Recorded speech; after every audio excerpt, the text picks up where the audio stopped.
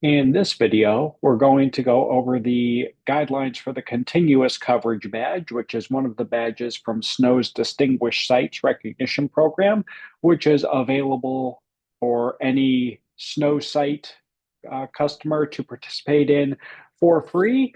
And so today, this video is going to focus on the continuous coverage badge. The first step in beginning to work on your badges is going over here to the SNOW Badges tab on your site's dashboard. When you click SNOW Badges, if you have never done any badge work up to this point, you may first see this Site Data tab. Just double check that everything in these fields is correct and accurate.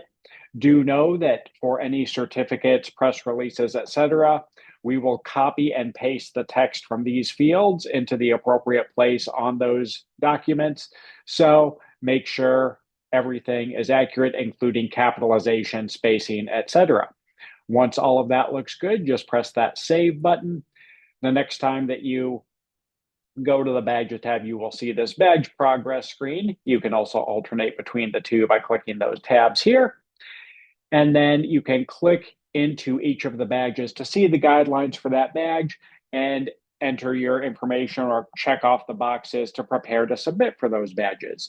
You can also get to the individual badges by going over to the left side of your screen. In the SNOW Badges pop out, you've got the different badges mentioned there. So this video is going to focus on the continuous coverage badge. So let's take a look at these guidelines here. This is broken into 4 different areas. The first being 3 developing stories. Our reviewers are looking for 3 stories that are fully developed, at least 300 words or longer. They include quotes obtained from interviews conducted by the staff reporter or reporters from at least 2 different sources, and they are journalistically sound using journalistic writing principles. These stories should be published over time rather than all at once. Again, it is following a single news event as it develops over time. So, for example, something might be your principal announces in October that they are going to retire at the end of the year. That would be story 1, the announcement of the retirement. Story 2 might be a search committee is brought in by the school district to find a new principal to take their place. Story 3 then could be that new principal is hired or the principal's last day. But again, it's following that event of the principal leaving as it develops and changes over time. Sometimes people will submit a story of the football, football week 1, football week 2, football week 3. And if you are following a thread and explaining how it changes and develops, that could possibly work. But if those are just 3 unique standalone stories about the individual game, that's not what we're looking for. We're looking for these stories to follow a specific event that is going to change or develop over time. Make sure that these are all from the current school year and they are about a news event in your local community. We're not looking for any national news coverage here. So then you just submit the links or the URLs to those stories in those fields there and briefly describe the event that you were following. Quick coverage is also 3 stories following those same guidelines, 300 words, at least 2 sources with their quotes obtained via interview, published this school year about a local event. Although the thing we're looking for with quick coverage is just a quick turnaround on getting that story reported and written. So we're looking for a story to be published no more than 2 school days after the event occurred. So an example here might be you go to the volleyball game on Tuesday night. That story would need to be written and published on the website by the end of the day, Thursday. That's 2 school days. So if you went to the football game on Friday night, the weekends are not school days. There you would have until Tuesday, but no more than 2 school days after that event has occurred is the story published and on the website.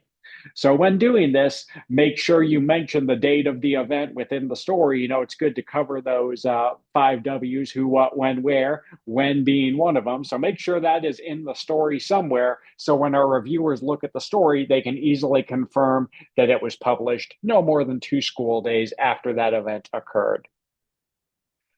Sustained coverage is where we're looking at some different categories on your site. And what we want there is within a given category, you publish at least one story per week over the course of 4 weeks.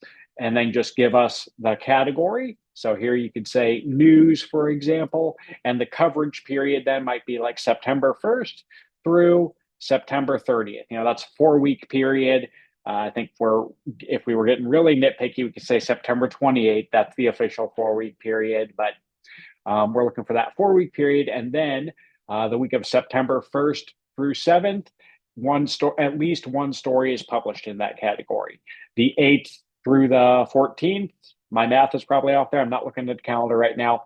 But that second week, at least one story. The third week, at least one story. And then the fourth week, at least one story. So you can't just publish 4 stories during week 1 and consider this done.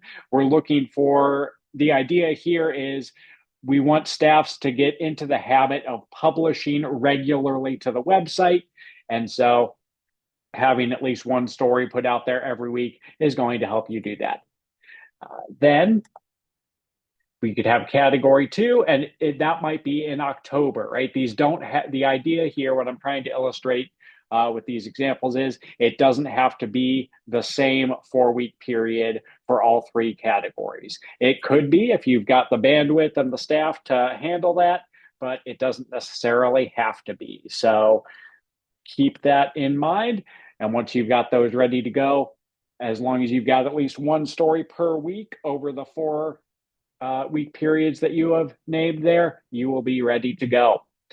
The last one is a new addition to the guidelines for this badge for this year.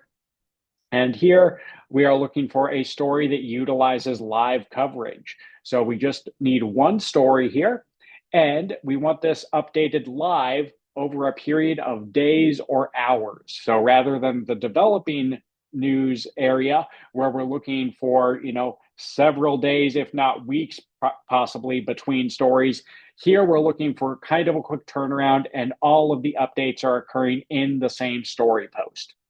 If you have the Snow Site Booster, there is a live coverage tool that is available, and we have a great support article on how you can use that.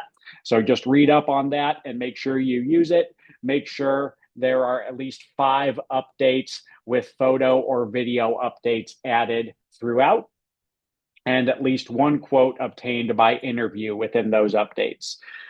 If you don't have the Site Booster, it is possible to set one up here.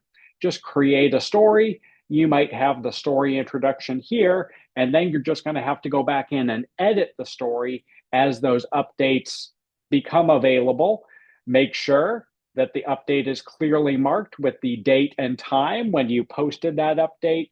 And then you could have the text for your update. If you had a photo that you took, just add that in there. Update 2, update 3. Remember, we're looking for at least 5 updates there, and they are all going to be in that same story. So that is how you can do your live coverage there. Again, we just need one story that utilizes live coverage, but it contains at least 5 updates. Once you have all of those things, you can submit it for consideration. And if you meet all of the guidelines, you will be awarded the badge. So thank you for your interest in Snow Distinguished Sites. Thank you for being a Snow customer, and thank you for taking the time to watch this video.